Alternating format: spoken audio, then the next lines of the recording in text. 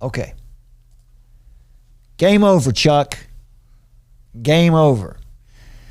So this article from India, we'll go through this piece by piece. It starts out saying that that Darwin's theory is fundamental to our understanding of the biological world. First of all, folks, when people start saying you need to follow the science, right? We've got to follow the science. There is no universally accepted definition of science. Science doesn't work like that. Science is a method for getting at the truth. When you're not allowed to question the science, you're not in science anymore. The article says, in a pointed reference to the pandemic rationale given by by the people who took Darwin away from the schools, the statement has stressed the relevance of Darwin's theory today, saying the principles of natural selection help us to understand how any pandemic progresses, right? We need Darwin because that helps us understand why people get sick or how to cure people, how to cure diseases. That's what Darwinianism has done. Evolutionary naturalism saves lives, they'll say. Well, that's one of the first big claims, that Darwin is fundamental. There's a book from Dale Ratch. I mean, I would encourage anybody who wants to know more about the natural sciences from a Christian perspective. What can science actually say? What can it actually do? This book is extremely helpful for that. I'll just share a couple little points from this. What you're dealing with here, he calls it methodological naturalism. Anything supernatural is prohibited. The scientific method can't tell you anything about things that are metaphysical, that are beyond the physical, because science is the physical sciences. So that right there tells us science can't tell us everything. Science can't answer all truth. But that's what scientism is. It says that the natural sciences are our whole corpus of truth. Science must proceed as if philosophical naturalism is true, whether it is or not, making no reference to supernatural design, causation, or activity in its formal scientific descriptions, explanations, and theories. And so right there, once again, the laws of logic that scientists depend on to do their work, when it's inconvenient, they forget those laws. The variety of metaphysical commitments are utterly indispensable to science itself, right? Metaphysics is extremely important for science, right? Because we have to make assumptions. We have to think up hypotheses. That's metaphysical. The mind is not a physical thing. There is no universally accepted formal definition of science, and proposed definitions almost invariably run into nasty difficulties sooner or later. Darwinianism is a commitment to, or they say, right? They'll tell you that, well, we have a commitment to following the evidence wherever it leads, right? Trust the science. Well, pushing an official policy of refusing to allow science to follow evidence when that evidence points to something supernatural, right? Then what the person has done is they're following evidence until the evidence points to something I don't like. Pushing an official policy of refusing to allow science to follow evidence to supernatural design, no matter what the evidence turns out to be. Science has often been described as organized, formalized common sense. Most cultures have considered it just good common sense that there is a supernatural realm, and that supernatural activity is deeply linked to the structure, governance, and history of the universe.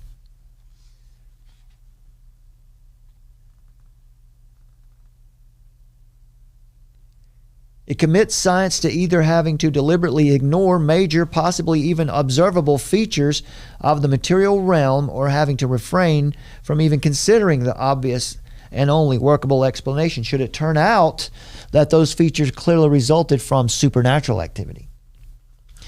In other words, what Darwinism does, evolutionary naturalism, the philosophical underpinnings of it, it actually prevents science from reaching certain truths. Philosophical naturalism, right? We're talking about evolutionary naturalism, which is the way they go about biology. But philosophical naturalism, when they say God doesn't exist because I don't see him and I can't test him in a test tube, they're preventing science from reaching certain truths. That's essentially what that is doing for you. So, again, the claim here is that the principles of natural selection help us understand how pandemics progress, and that it's fundamental for understanding the world altogether. There is no doubt that the biblical vision of man as God's creature, whom he made in his own image, that has had the most powerful effect on human dignity, on liberty, on the expansion of the rights of the individual. Think about that. Everyone in the streets saying, I need my rights, I want my rights, while they've turned their back on the one who gave them human rights. That's what the Declaration of Independence says. It says that human rights are given by God, and that if there is a government, its duty is to secure those human rights.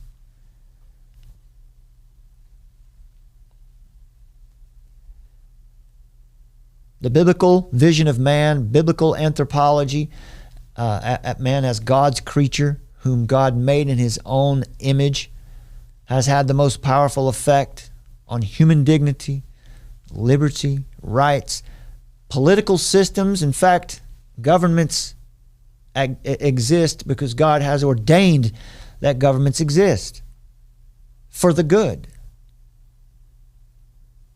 They certainly go rogue, don't they? On the development of medicine,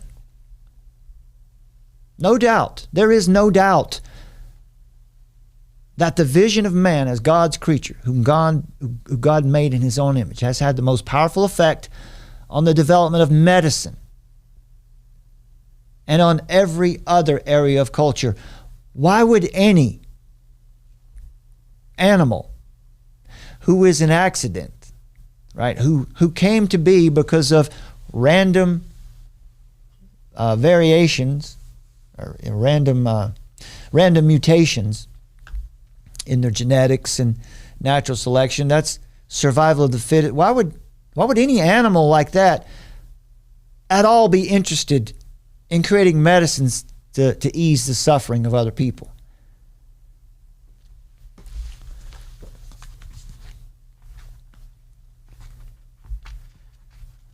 Yeah, methodological naturalism. We read that part.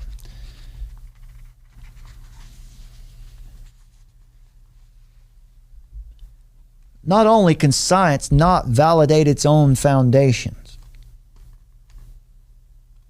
right? This is the foundations of the science these folks are talking about, right? Our initial question is, are there areas within which pure science cannot directly speak? Of course, there are many.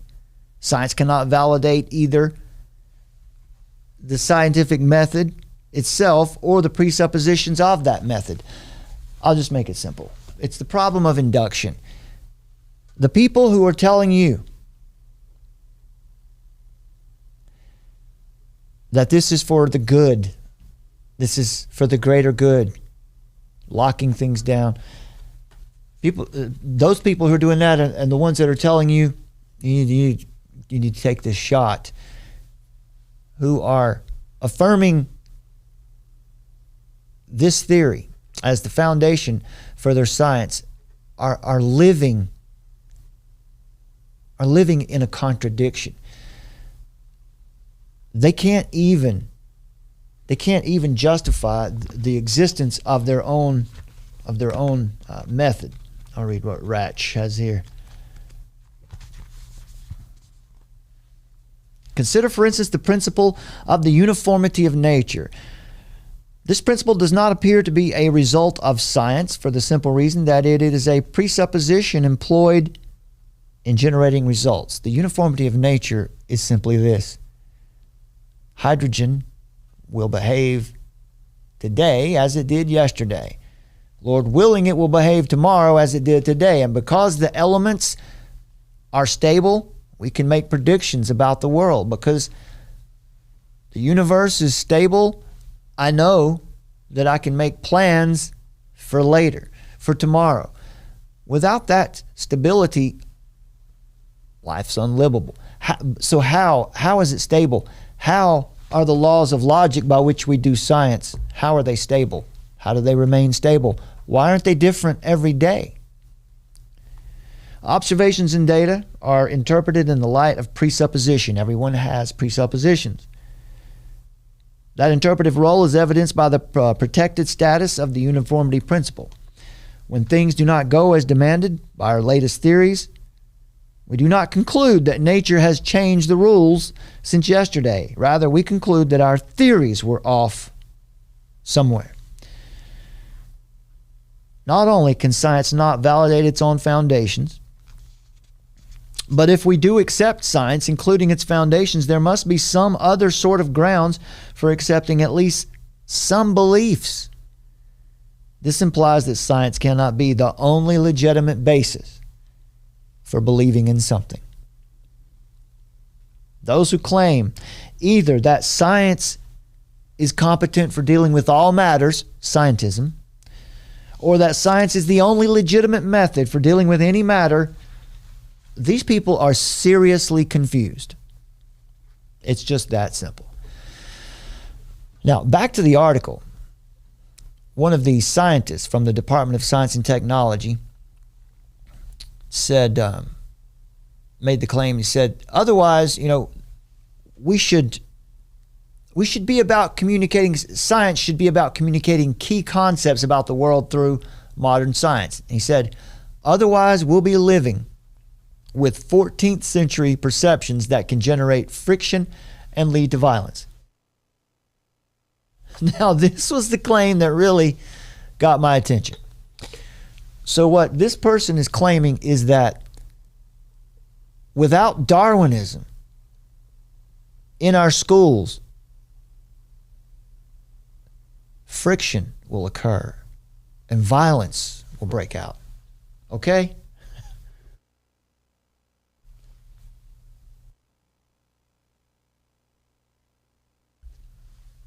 So let's deal with that. What is the truth about this?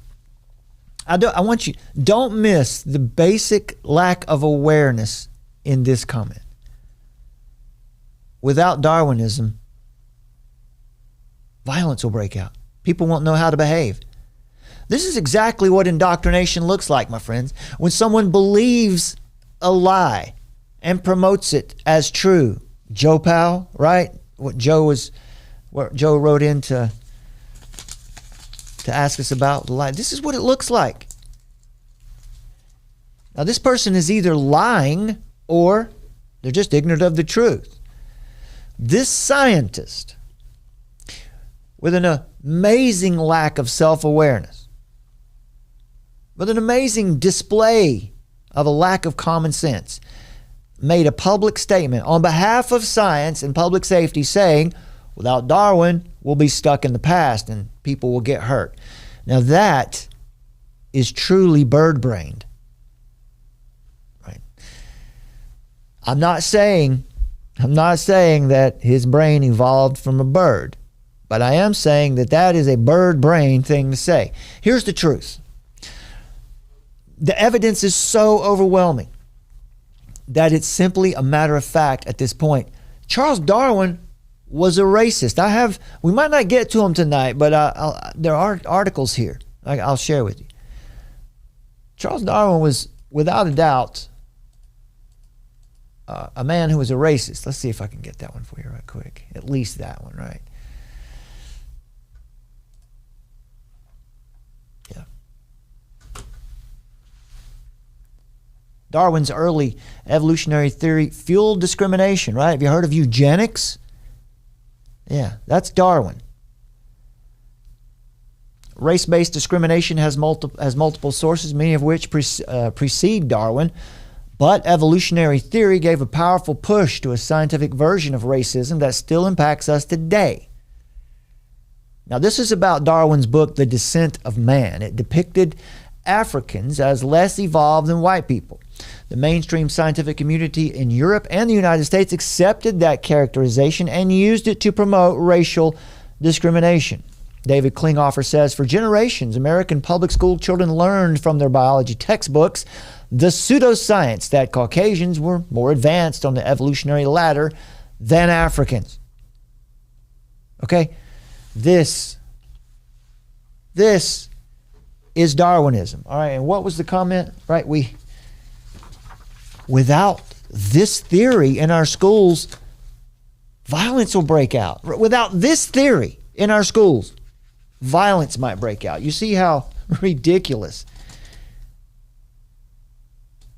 I mean, how sadly mistaken this is. It's unbelievable. Darwin was a racist. There's no question about that.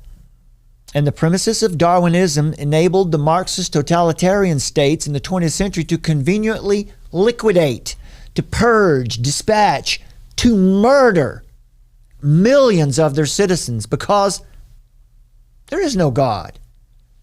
People are not made in God's image because there is no God. There's no transcendent creator. There's nothing to give those citizens dignity and a right to exist beyond what the state says. Now that is stateism. That's when the state is God. Whenever you have stateism, you have scientism informing it.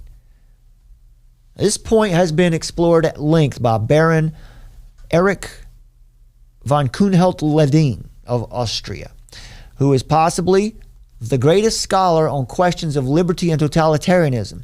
In his 1990 book titled Leftism Revisited, From the Marquis de Sade to Marx to Hitler and Pol Pot, he shows that apart from the belief, by the way, those names, Marx, Hitler, Pol Pot, we don't even have Stalin. You throw Stalin in there with it, you've got probably about 180 million dead people in the 20th century.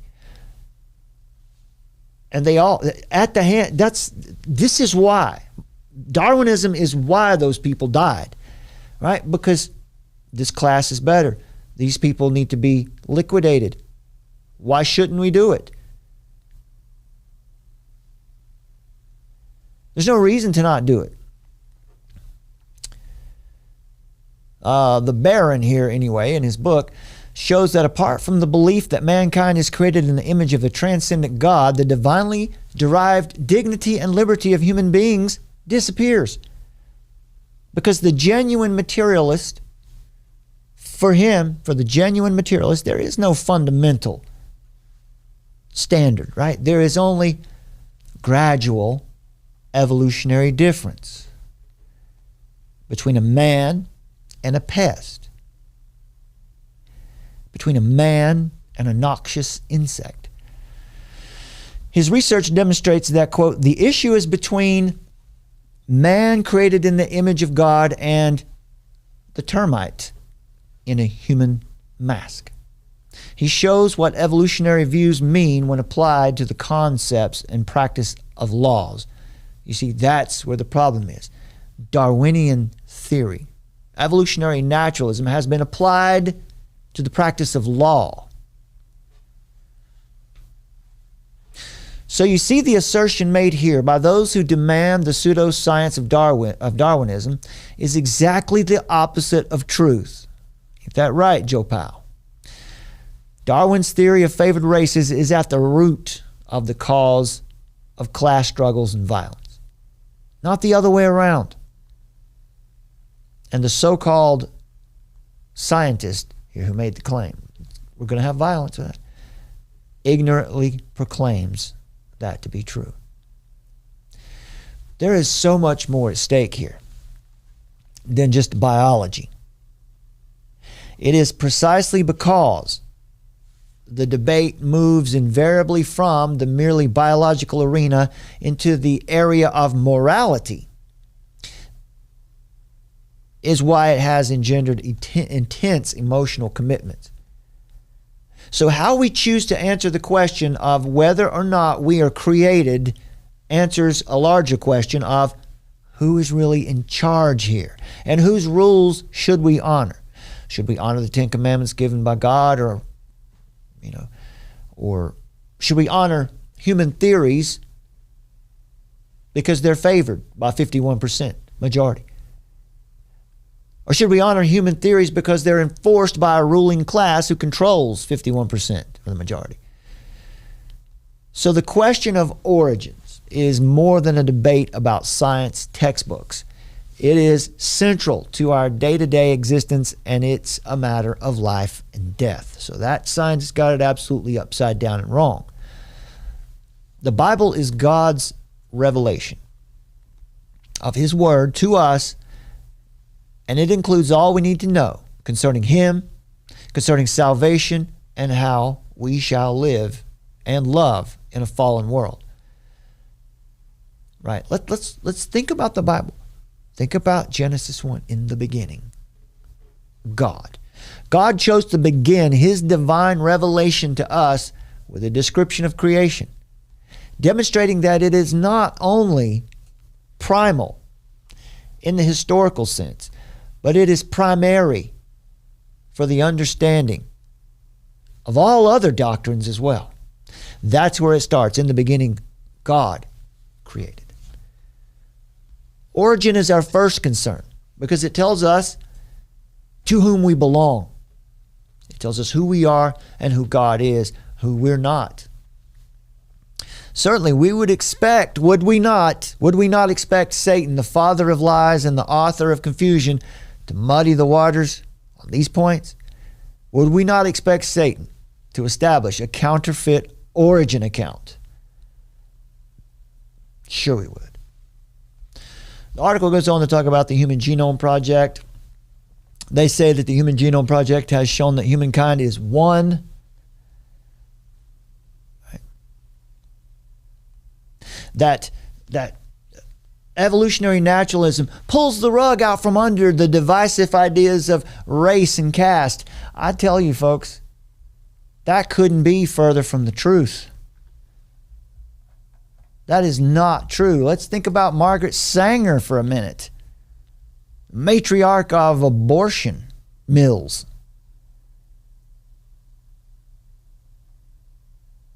Now I have some... Sanger believes she was working in accord with the universal law of evolution. She maintained that the brains of Australian Aborigines were only one step more evolved than chimpanzees and just under blacks, Jews, and Italians. That from The Pivot of Civilization, written by Margaret Sanger. She says, the lower down in the scale of human development we go, the less sexual control we find. It is said the Aboriginal Australian, the lowest known species of the human family, just a step higher than the chimpanzee brain development, has so little sexual control that police authority alone prevents him from obtaining sexual satisfaction on the streets, said Margaret Sanger. Sanger once addressed the women's branch of the Ku Klux Klan in Silver Lake, New Jersey, and received a dozen invitations to speak to similar groups. Sanger also worked hard to spread her eugenic ideas about human weeds to the rest of the world.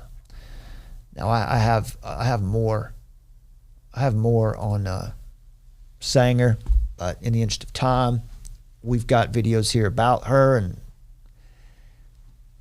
eugenics, Darwinism, folks. The truth has to be said, right? The Human Genome Project has done no such thing.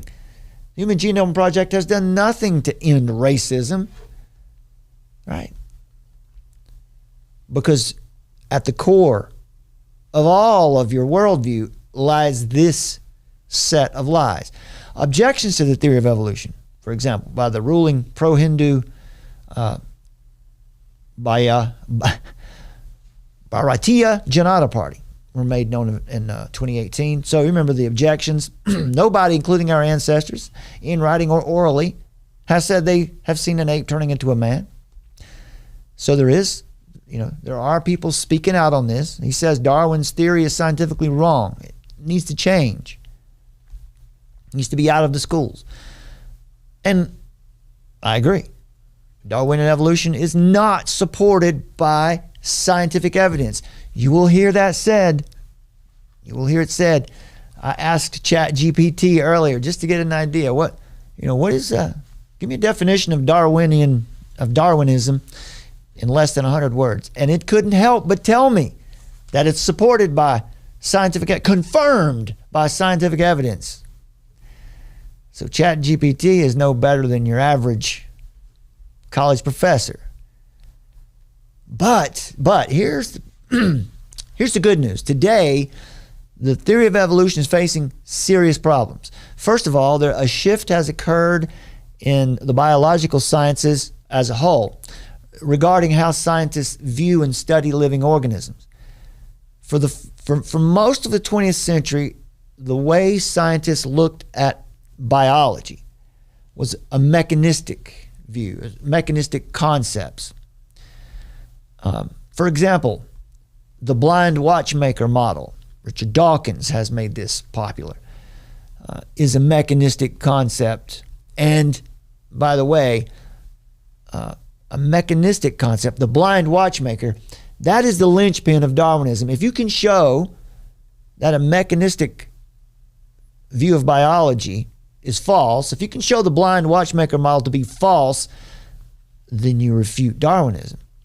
The major premises are these. There is no such thing as conscious or deliberate design. Everything is random, by chance.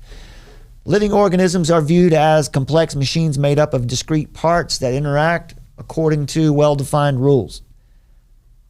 The emergence of biological life forms is a purely naturalistic and mechanistic process of trial and error, where natural selection acts on random variations, right? So again, folks, it comes back down to chance. That's at the heart of this religion. At the heart of the religion that the WHO and the WEF, the Biden administration, and whoever else, this is at the foundation, that chance is somehow a creator.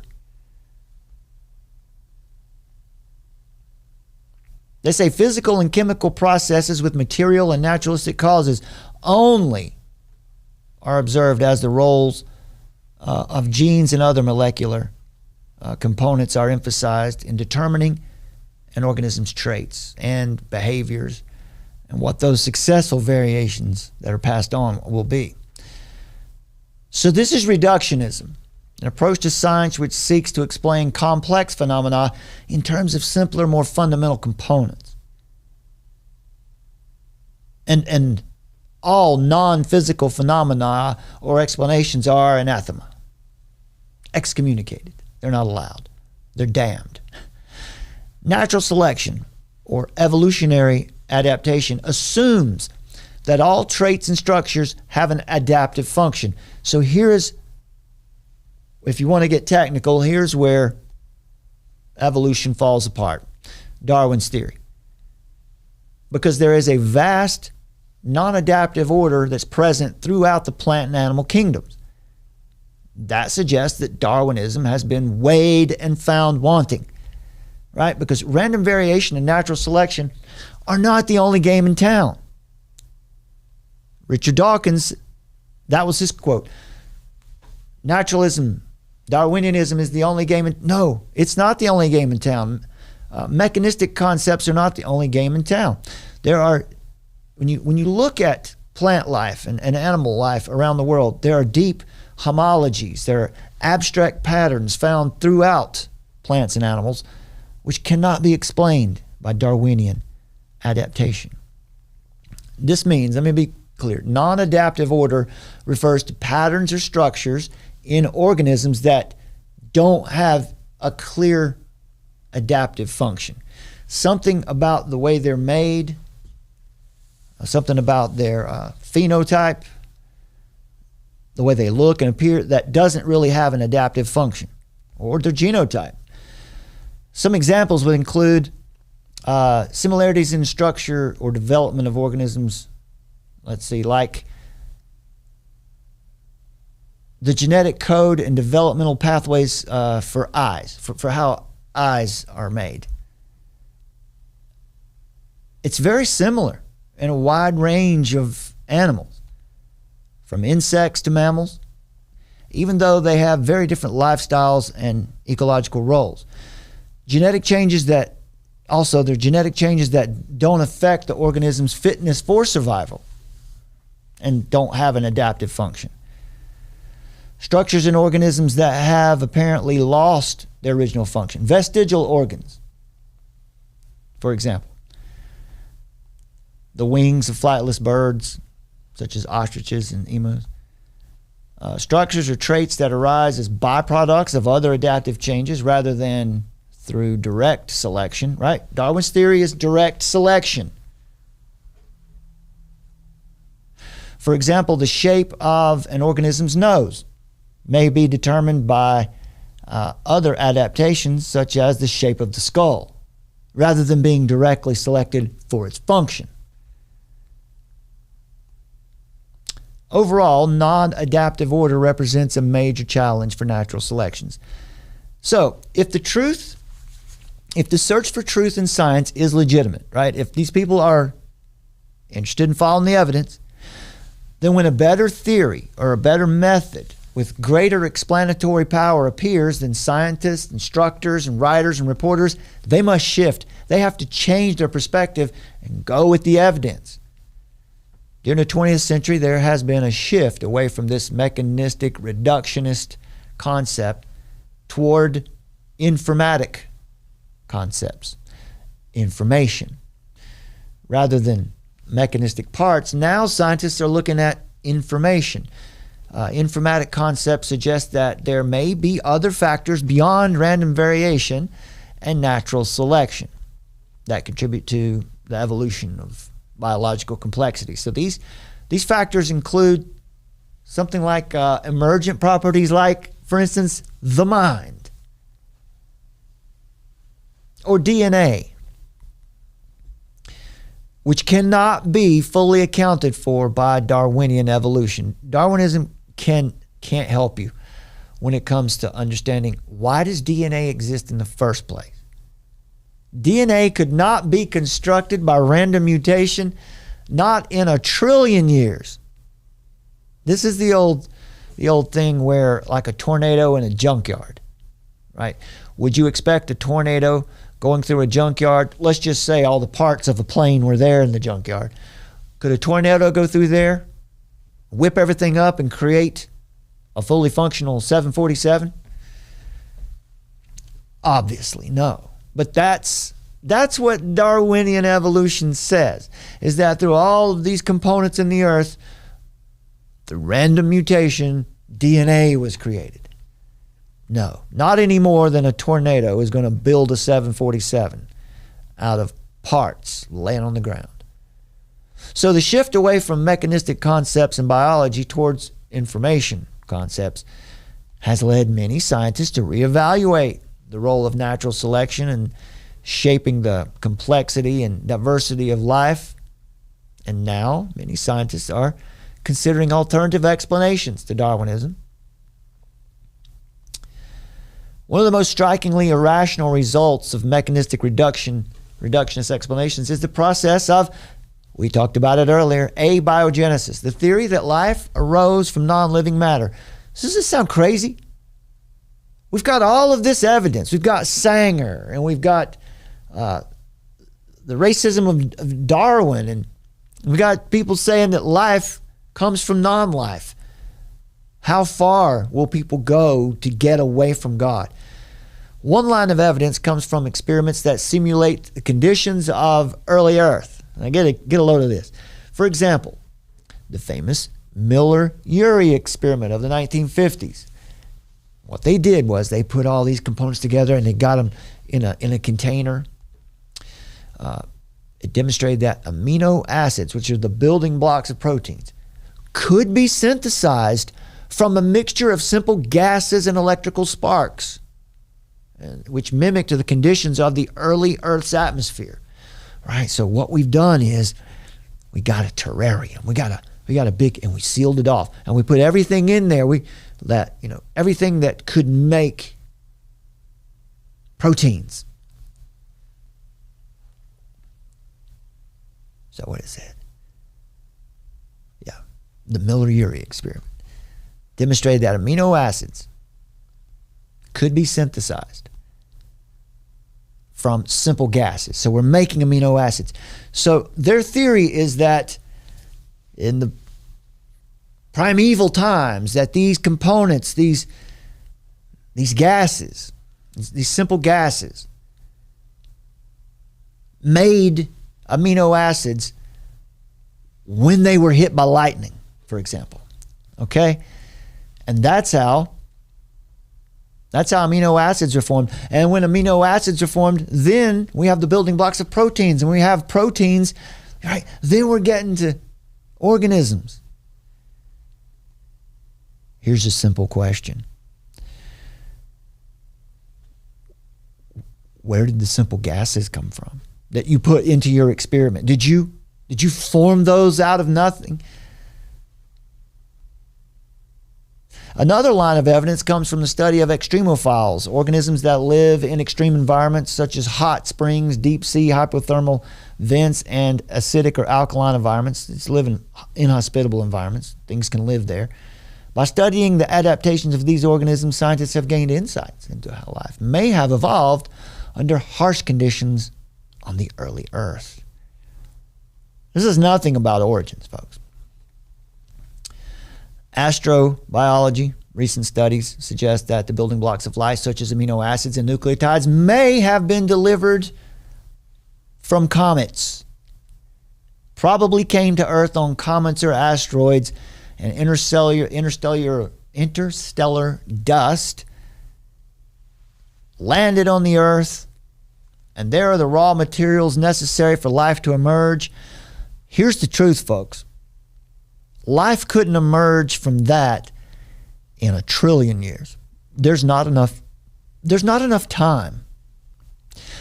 If you're interested in this, look up Professor or Dr. James Tour, T-O-U-R, on YouTube. Now listen to him. He is a molecular biologist, and he will tell you why this is nonsense. None of these experiments have ever resulted in anything remotely close to the creation of living organisms, not even for a millisecond. But funding for such adventures is apparently quite healthy today.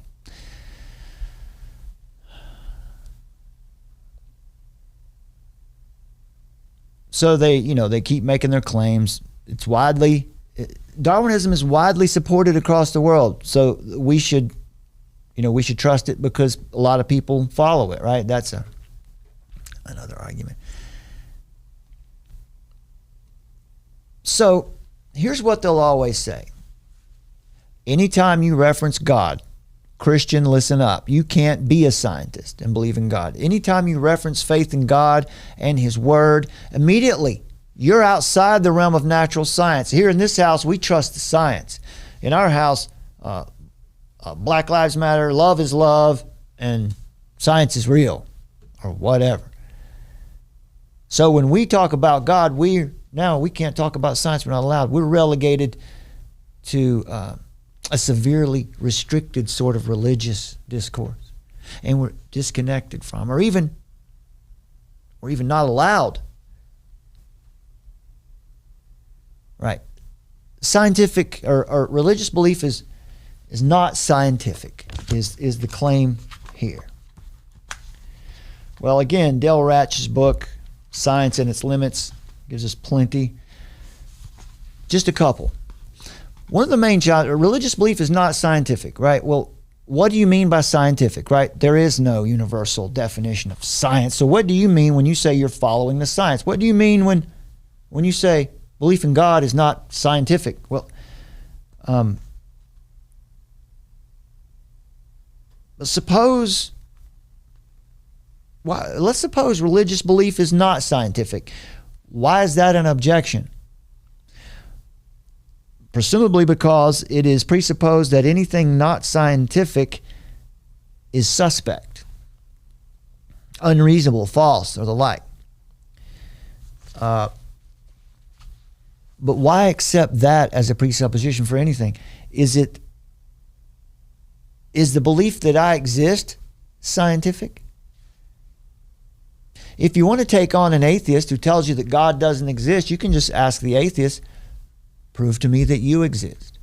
And then as they try to prove to you that they exist with all their claims, you can just tell them that evidence isn't compelling. I don't believe it. Because that's what they do. So the idea that religious belief is not scientific is, of course, the idea that anything not scientific is suspect undercuts itself. The principle is a philosophical, not a scientific principle, and consequently declares itself to be illegitimate. What about religious belief is not provable? Well, that presupposes that beliefs that are unprovable are less than first class. We shouldn't trust something that's unprovable. What is a proof? What do you mean by proof? Another objection is religious belief is unsupported by evidence. Again, what do you mean by evidence? We have to look more closely between the relationship between theories and evidence. The truth is, folks, without faith, one can't fully or rightly perceive reality to begin with. Right? Without faith, one can't reason their way to ultimate truth. We see it all the time.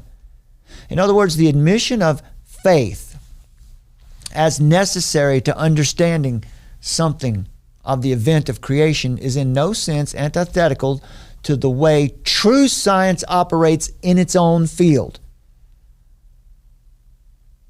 So that's what we're going to say. That's our position. Without faith, you can't discern reality completely, ultimately, anyway. Your view of reality is distorted apart from faith. In recent history, the greatest objection against employing any form of faith in God and His Word has arisen from secular evolutionists. Any sort of reference to God, supernatural causation, and faith, they argue, takes one outside the boundaries of genuine science and into the land of imagination and mythology. Only naturalistic evolution can honestly claim to be science. Everything else is faith, ignorance, or superstition. Now, as sincere as someone may be, if they say this person fails to realize that naturalistic evolution itself is a supreme act of faith. It is a religion. Right? Naturalistic evolution or evolutionary naturalism, either way, it is an act of faith. It is a religion. Philip E. Johnson, professor of law at Cal Berkeley, of all places, his specialty is the evaluation of evidences. He demonstrates this faith basis of evolution in his monograph titled Evolution as Dogma, Establishment of Naturalism. He says, quote, "What the science educators propose to teach us as evolution and label as fact is based not upon any incontrovertible empirical evidence, but it's based upon a highly controversial philosophical presupposition." Lynn Margolis, professor of biology at the University of Massachusetts, states it even more bluntly, saying that molecular biology has, as yet, been unable to demonstrate the formation of a single new species by mutations, and concludes that neo-Darwinism is a minor 20th century religious sect within the sprawling religious persuasion of Anglo-Saxon biology. That's almost worth reading again now, isn't it? Lynn Margolis, professor of biology at the University of Massachusetts, just lays it right out there. Nobody has ever shown that it's, no evidence exists to show that evolutionary naturalism or naturalistic evolution or Darwinianism, no one's ever provided any evidence to show the formation of a single new species by random mutations. It doesn't exist. And therefore, she says that neo-Darwinism it's just a minor religious sect, right? Because these are faith-based claims that they're making. Instead of the controversy over origins being between faith and science, that's what they'll say, right? We're doing science over here, you have your faith over there. Now, that's not the argument. This is not about faith and science. It's actually, the argument is the controversy is between two different kinds of faith. One faith is historic Christian faith in God and His Word and His intelligible creation. God has given us a creation that we can understand. And that gave rise to modern science. The second faith is naturalism or materialist evolutionary monism. The fact that both are faiths does not mean that they're equally valid. One begins with faith in an eternal creator God. One begins with faith in eternal matter. There is nothing in between. Every religion, whether New Age or Christianity or Judaism or Islam or materialist secularism, has to start on one of two foundations. The first assumes an eternal God behind everything that makes sense of everything else. Those who deny Him inevitably will manufacture some kind of alternative. In modern times, perhaps it will be expressed as electromagnetism or gravity or nuclear structure as lying at the root of everything. In ancient times, this alternative to God would have been something like eternal matter, of which God was merely a weak coexisting mechanic. To use the words of 4th century church father Athanasius.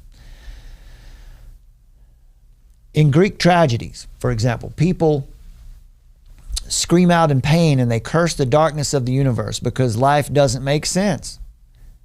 Those people in the Greek tragedies they're simply being logical. They're being consistent because they're responding appropriately if matter and impersonal chance are all there is. Right? If nothing makes sense, then that response is appropriate. The modern naturalistic alternative to a creator God leads, after all, to the same depressing results as the Greek tragedies. Michael Denton he's no Christian. He's written and has shown the centrality of evolutionary faith to modern culture.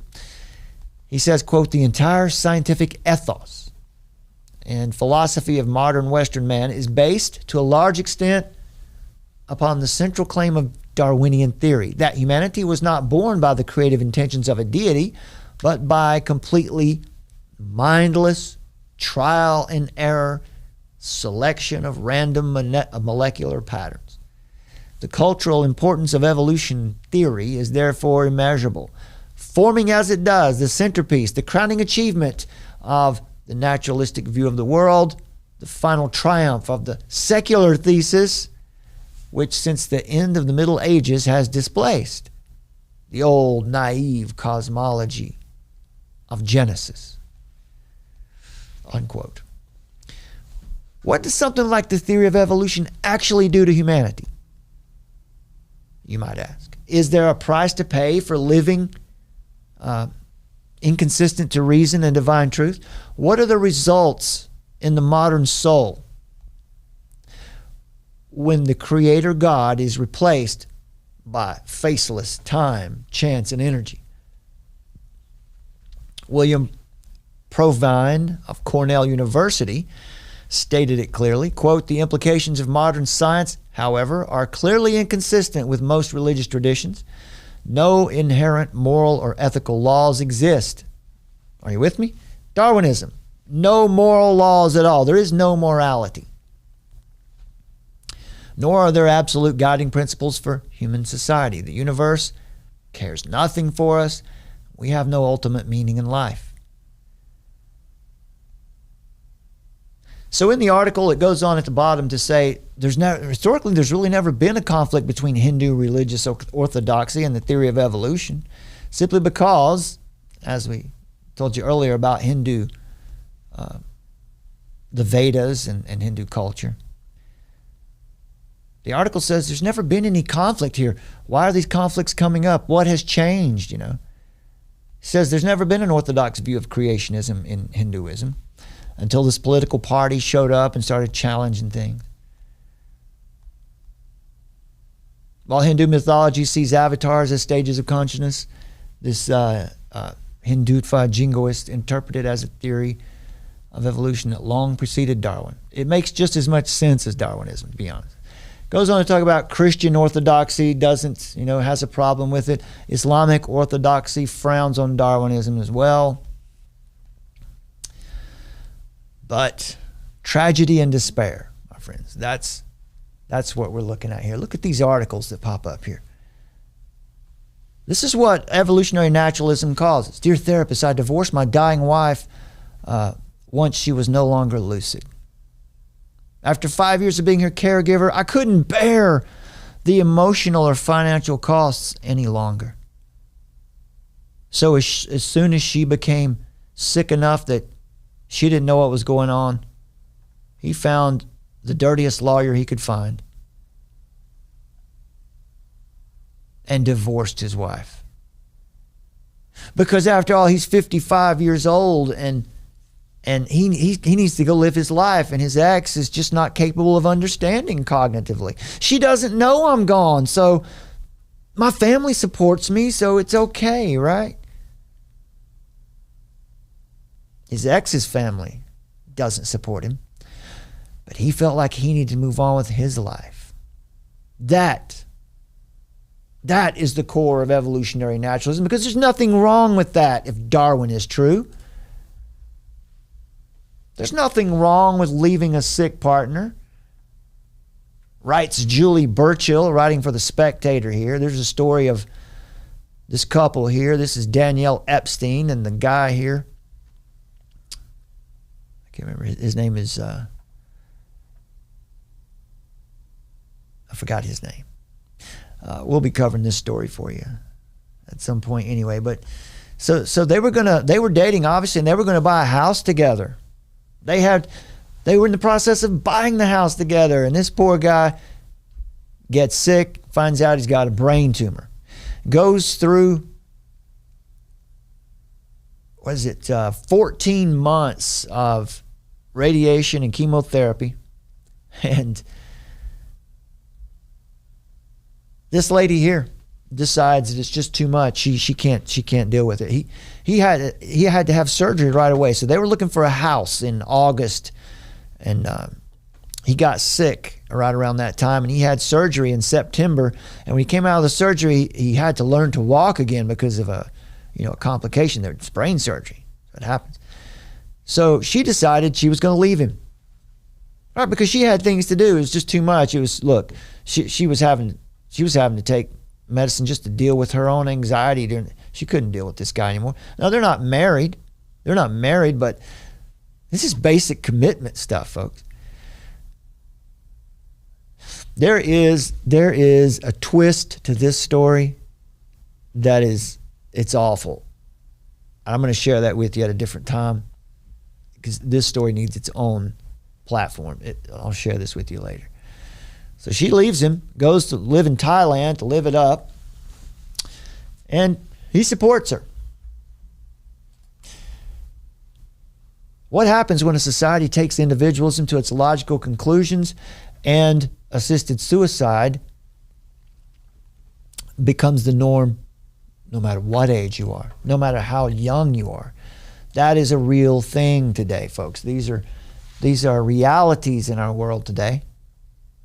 The Netherlands have just made a very controversial decision on the end of life.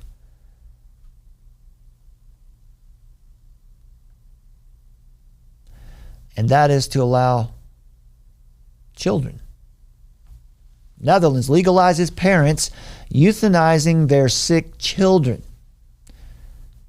When Canada's death cult parliament was arguing about whether they should extend medical assistance in dying to minors, the Netherlands came through with their own. Elon Musk says he agrees with assisted suicide if someone is a mature adult, but definitely not kids. I would say, Elon, they're both equally abhorrent. Life is precious. All of it. Right? This extends abortion to 225 months. That's true. In Oregon waives nixing residency requirement for euthanasia, officially opening the door for suicide tourism. Right? So you can go to Oregon and get your suicide, you can get whatever, Canadian panel pushes assisted suicide for minors without parental consent. Without parental consent, only evolutionary naturalism could bring you something so ridiculously horrible as that. Toronto area man jailed for counseling suicide, causing 2 deaths. It goes on and on. These are tragedy and despair, my friends. In both ancient and modern forms, tragedy and despair are based on a view that there is not a creation nor a creator, but that at the back of everything are impersonal forces, so that the universe is faceless. It's ultimately dark out there. Such emptiness makes a tremendous difference in how to view everyday life, as well as how to handle the mysteries of existence, how to think about what do you do when your mate, when your wife, or your husband, or just your boyfriend gets sick? How do you respond? What is your standard? But if a loving, infinite, personal God who does have a face, which we have seen in Jesus Christ, is behind it all, then the struggles of life can't bear a profoundly different meaning. The Holy Scriptures reveal the one who stands behind all created reality. The Bible doesn't start with apologetics. The Bible doesn't start with fancy arguments. The Bible starts simply with God. In the beginning, God created the heavens and the earth. In the New Testament, the prologue to John's Gospel says, in the beginning, in arche and hologos. In the beginning was the Word, and the Word was with God, and the Word was God, and all things were made through Him. Without Him was not anything made that was made. Hebrews 11:3 backs that up. Through faith, we understand that the worlds were framed by the Word of God, so that things which are seen were not made of things which do appear. The Bible starts off with a person. Evolutionism begins with impersonal matter and energy and random activity and chance. It is never able to answer the question of how it got there, nor what it means once it is there. Indeed, as famous Dutch theologian and statesman Abraham Kuyper once pointed out, naturalistic philosophy excludes the possibility of ever learning the truth about origins by neglecting essential facts about the condition of man, who is the learner. If you don't know who you are, you can't hope to understand why you're here. Right? The essential facts before you can know anything about creation is the condition of yourself, the condition of the learner, your fallenness, your need for regeneration, and your need for divine revelation. Contrast, the Bible tells us how energy and matter got here. And in doing so, the Bible shows what it all means. What is the purpose?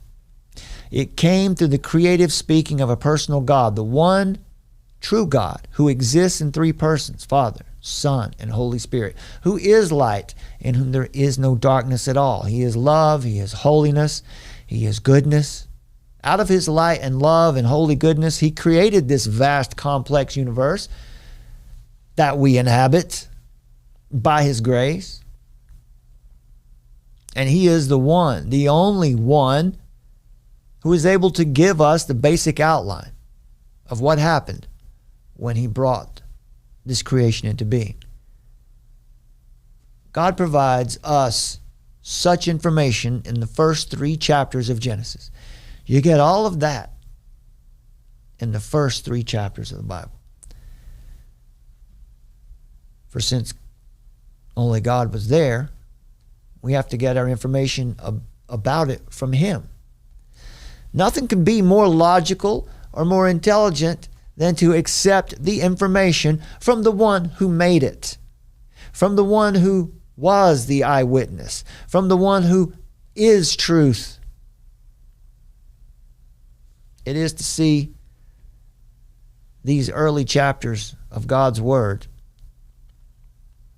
That is where we see the answers to all of these questions.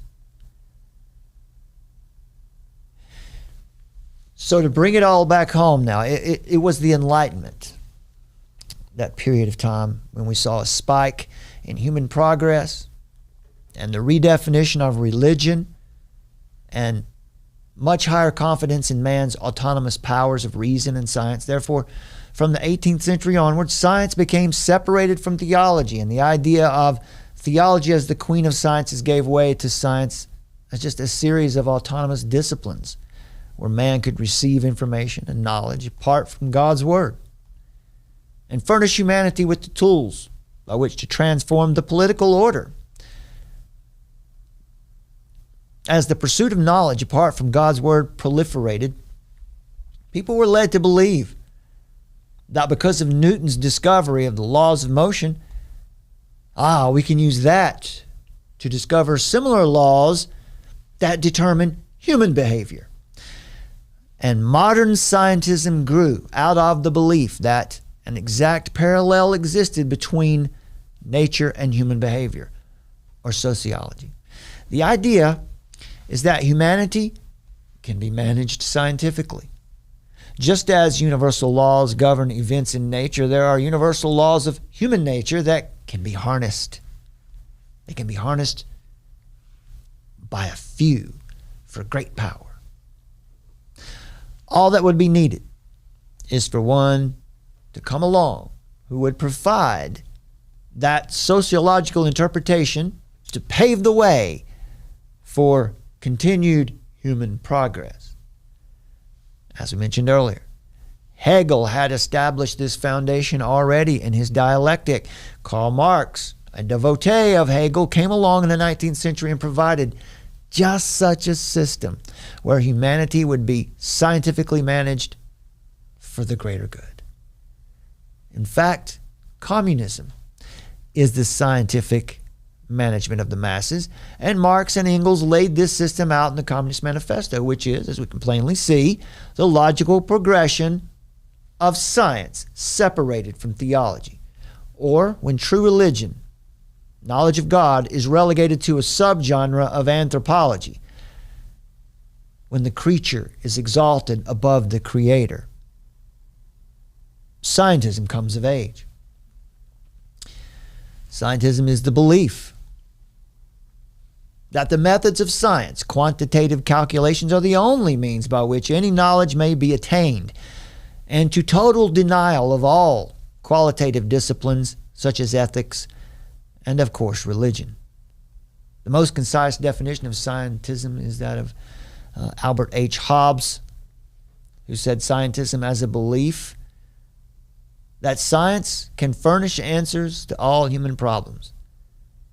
Make science a substitute for philosophy, religion, for manners and morals even, right? Science becomes a replacement for manners and morals, a replacement for social problems. The natural world under Copernicus and Galileo and Francis Bacon became a machine. And by the 17th century, and Galileo stated the world moved with mathematical precision because it operated under the quantifiable laws of mathematics. And so people understood the world more as a machine than as a living, breathing spirit. Remember the views of biology, of Darwinism? It's mechanistic. It's a blind watchmaker universe. One can study a machine because it invariably it follows laws that are easily delineated by science. God was dropped out of the picture. Man no longer needed to appeal to a plan of God to explain the movements of the universe. The appeal to internal natural forces at work in the world meant that efficient causes replaced the discussion of final cause. Transcendent purpose gave way to empirical facts.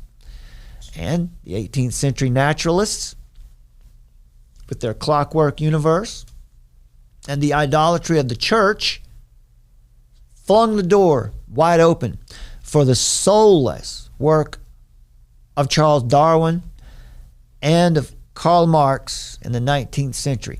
And soon after, the 20th century would see the expression of naturalism and scientism informing political order through communism, authoritarianism and totalitarianism, but specifically in the 20th century through communism, the political ideology responsible for as many as 180 million deaths between the Soviet, Chinese, and Southeast Asian governments alone.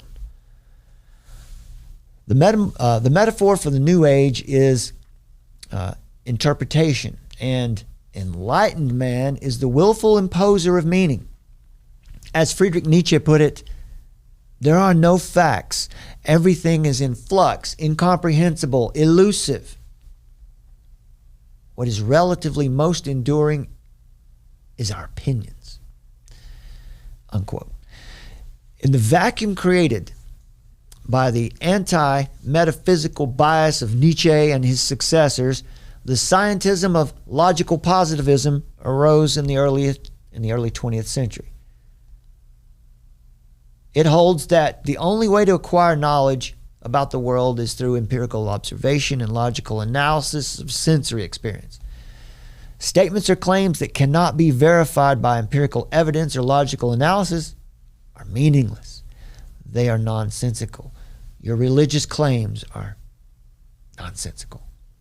Genesis, in the beginning, God, is just nonsense. Any and all religious and supernatural beliefs, as well as traditional philosophical and metaphysical claims, are just out of line. They are not to be discussed. We also see the importance of language as a tool of both construction and destruction. Language as a tool of control. Even in the early stages of metaphysical naturalism, positivists also developed the principle of verifiability, right? This is, anyone who defends Darwinism is going to give you this, the principle of verifiability, which states that a statement is meaningful only if it can be empirically verified or falsified. Sadly, for the positivists, and let's be honest, also sadly for postmodernists as well, modern-day atheists, their own principle of verifiability does not withstand the rigors of logic, as that statement itself cannot be empirically verified. So positivism died out by the mid-20th century, but the turn toward untethered linguistics, using language for control, had already been established. And as such, truth became nothing more than a property of logical form and language, where reality, quote unquote, can be constructed or deconstructed according to conversations and syllogisms, right? We just want a seat at the table. We just want to have a conversation. Because in those conversations, that's where they're going to state their truth and speak it into existence. Christianity's influence, with its claims to objective truth and knowledge of the absolute creator and sustainer of all truth, was soon mitigated and quickly relegated to myth. And by the scientific elite, they deemed Christianity responsible for the oppression and barbarity and the superstition that marked Western civilization's major declines. The scientist is certainly religious, folks. The purpose of the autonomous rebellion from theology of the Enlightenment forces was seen as the greatest opportunity in history for overcoming evil and establishing a just society. And that reason, joined with science, could prophetically map the future. That's the Enlightenment. Now we know the destiny of man, and this successfully can eradicate individual and social evils. That's the promise of the Enlightenment, the age of reason. All this in rebellion to the creator and sustainer of the source of all truth.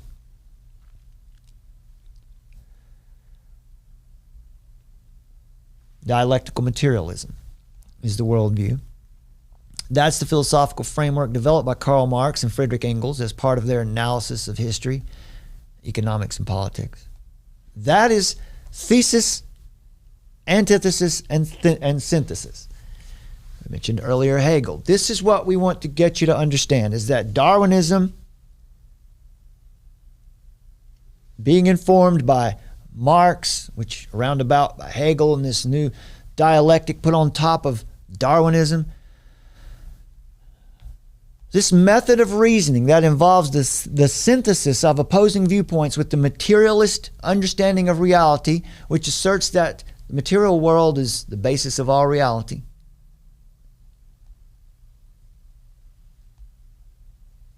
Dialectical materialism in the development of human history is seen as the result of the contradictions between the forces of production and the relations of production, or the relationships between people. These contradictions lead to class struggle as different groups compete for resources and control over production. It also emphasizes the importance of historical materialism, which asserts that the material conditions of society are what shape human consciousness and social development. So through this lens, dialectical materialism aims to provide a scientific understanding of the historical development of societies and the struggle for social and economic justice. Do you remember the title? Do you remember the title of Darwin's book? Somewhere I'll find it here. There we go. The Origin of Species by Means of Natural Selection, or The Preservation of Favored Races in the Struggle for Life. So this is the connection, folks. This is the connection where we're talking about the World Health Organization and the World Economic Forum. These are the foundations. We've got Darwin, who has identified that there are favored races. And here he's going to show how these favored races make it to the top. And you've got Marx, who comes along behind, and he's going to apply this theory to society. If Darwinism is true, then it becomes possible for a banana to become a baboon, for a baboon to become a banker. But it's even worse than that. Evolutionary naturalism supports abiogenesis, life from non-life, which we've talked about already. Something that none of this has ever been observed, nor will it ever be observed. There are core doctrines of Darwinism that are not only unscientific, but they're flat out nonsense. What about chance? Let's let this one be the last point for tonight. What about chance? Right? That's the final piece of the puzzle. If you can refute chance, if you can refute that anything random happens, then you've destroyed Darwinism. You've destroyed evolutionary naturalism. And you have created a context where people can again trust God. Pierre Delbé, a French physician and researcher who developed a solution for disinfecting wounds in the battlefield in World War I. He was a pioneer of radiation therapy for cancer treatment and published over 300 scientific papers and wrote several books throughout his career. So, smart man. He said, chance has become for me a soft pillow, like the one which only ignorance and disinterest can provide. But this is a scientific pillow. Arthur Koestler, a prolific essayist and commenter on politics, culture, science, philosophy, and spirituality. Arthur Koestler, he's famous for writing The Ghost in the Machine, a critique of behaviorism and materialism in psychology. He said, as long as chance rules, God is anachronism. It is true that if chance rules, God cannot. That is very true, but it's even worse. The mere existence of chance is enough to remove God from his throne. Simply put, if chance really exists in any form, God cannot exist. Chance and God are mutually exclusive. The existence of chance destroys God's self-attested attribute of omniscience. God has told us himself in special revelation that he is all-knowing. Therefore, the existence of chance destroys God's self-attested attribute of omniscience. If God is not all-knowing, then he is not God. And if he is not God, then he is not at all. And so the opposite is also true. If God exists, then chance cannot exist. It's one or the other. The two cannot coexist by reason of the impossibility of the contrary. But the word chance, the word certainly does exist, and it has a checkered past. The word chance refers to mathematical possibilities. And in this sense, chance is it's a formal word with no material content. For example, thought experiment. If we flip a coin, what are the chances of that coin landing on heads or tails? Well, that's a trick question. It's 100%. It's going to land on heads or tails 100% of the time, unless it lands on its side, which is not likely. It is 100% certain that unless the coin lands on its edge and stays that way, it will land heads up or tails up. What are the chances the coin will land heads up only? 50-50. Now we're advancing the argument here. That's 50-50. Now we have a different concept at work. Now we're talking about odds. Odds are calculations. What are the odds that the coin lands heads up 7 times in a row? Now, mathematicians and odds makers in Las Vegas, they get paid the big bucks to figure things like that out. What are the odds of something happening? The odds of an event. The odds of the outcome of an event. What are the odds of catching an ace in 4 straight hands at a blackjack table running a 5-deck shoe? They know. They know and they watch. But one thing Vegas does not do is chance. They're not games of chance. They're games of mathematical possibilities. So the question is this: how much influence does chance have on the outcome of the blackjack deal or the coin toss? The answer is 0. There is no possibility that chance can have any effect on any outcome whatsoever. Why not? As R.C. Sproul writes in his great little book titled Not a Chance, God, Science, and the Revolt Against Reason, quote, because chance has no power to do anything, it is cosmically, totally, consummately impotent, unquote. Now, we can be very dogmatic. We can be religious on this point. Chance has no power to do anything because chance is simply not anything. It has no power because chance has no being. Now, again, we're into metaphysics here. It's the study of causes, what came first. It's the study of being and knowing, time and space. What is this thing? It's metaphysics. Specifically, we're talking here about ontology. It means we're talking about the nature of a thing. What are its properties or its attributes? How do they relate, for instance, what words, if any, could you use to describe or identify chance? Well, what we know about its being is that chance has none. Chance is not a thing.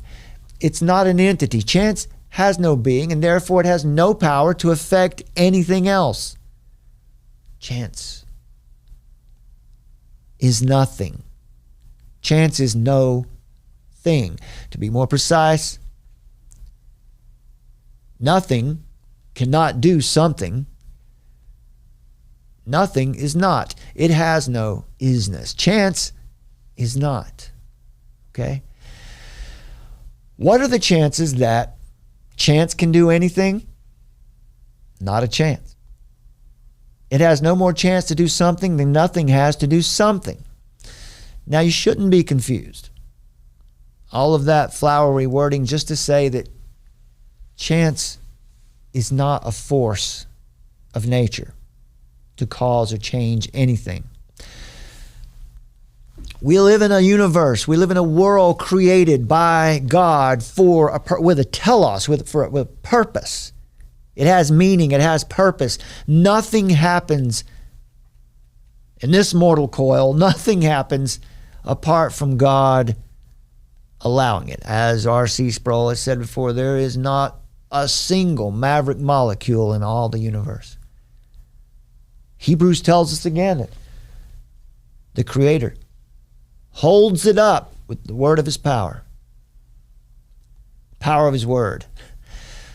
Then comes along, though, we're talking about the word chance, and it has no being. It talks about possibilities. It's a word with no material being. It has no power. But then comes along the evolutionist or the TV science expert or the college science professor, and suddenly a shift occurs. When the origins of humanity or the origin of the universe or the development of apes into human beings over long epochs of time are the topic, suddenly the word chance shifts from a probability concept to a formal word, or from a formal word with no material content. Chance suddenly becomes a real force, an actual thing. Chance becomes a causal force. All of a sudden, chance, now it has being. How did that happen? With the addition of another seemingly harmless word put beside chance, the word by. Sproul writes, he says, when we say things happen by chance, the term by is implied as a dative of means. It implies by means of. Apes became human beings by means of chance. Suddenly, chance is given instrumental power. Chance is like the strong and weak nuclear force. Chance is suddenly like gravity. Chance becomes the means by which things come to pass.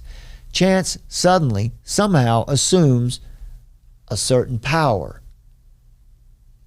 and it now can affect change in the material world. Something that is reality is nothing. Something that is real. That's what it got me. Something that is really nothing now has the ability or power to do something. Remember Del Bay and his soft pillow from earlier? In 1913, he wrote, quote, "Chance appears today as if it's a law, the most general of all laws. Chance becomes a law of nature." Stanley Jakey provides a bold critique of the sloppiness by which the word chance is used in scientific discussion. Jakey calls this the softest philosophical pillow in all scientific history, adding that, quote, "Once more, as so often in that history, most successful mathematical formulas served as magic tools for making shabby philosophizing a most respectable attitude. In fact, chance becomes a magic word for evolutionists, no different than the incantations abracadabra or voila. When scientists attribute instrumental power to chance, they have then left the domain of physics or science, and they have resorted to magic. Do you hear what we're saying? Darwinism, evolutionary naturalism, all of these people, Sean Carroll, who are the astrophysicists who told us male and female is just a social construct, it's not real. These people who will accuse you of being superstitious have resorted to magic. Chance is their magic wand. Chance is their magic wand to make not only rabbits, but entire universes appear out of nothing. Del Bay's metaphor is a good one. Chance is indeed a soft pillow. Pillows are used for sleeping. It's an aid to comfort. The soft pillow of chance has introduced a whole new era of dogmatic slumber. When the scientist dreams of chance, he's dreaming of nothing. Puritan theologian and philosopher Jonathan Edwards once mused, "Nothing is the same that the sleeping rocks dream of." No matter how comfortable the pillow, even in your wildest dreams, chance, which is nothing, cannot do something. To attribute causal power, or any power, to chance is magical thinking. The pillow image suggests a lapse into unconsciousness by which otherwise brilliant thinkers take a nap. Their rational faculties have gone to sleep, blissfully imitating the rocks while they dream of nothing. But this is no dream. This is a nightmare. It's a nightmare for the sciences.